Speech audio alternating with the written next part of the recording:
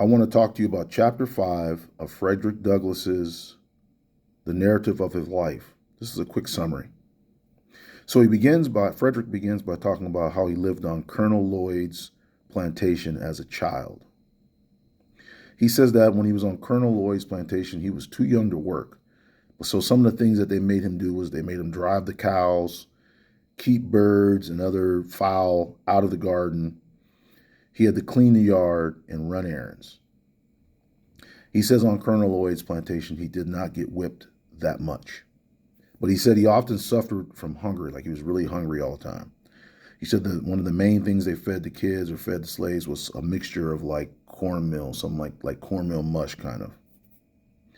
He said when it came to feeding the kids on the plantation, they fed all the kids together. So this cornmeal mixture, they put in a big pot or a big bowl and just like put it on the ground, and all the kids had to eat out of it together. So the bigger the kid was, bigger, stronger, faster, the more they got to eat. The smaller kids might not get to eat as much. He said they were often cold, in the wintertime or in the fall, the blankets and stuff just weren't sufficient. He felt like he was going to die sometimes. He was so cold. He said there was no blankets. He said he slept in a sack that was used for keeping corn or potatoes in. That's what he used as a blanket. He would get inside of a sack.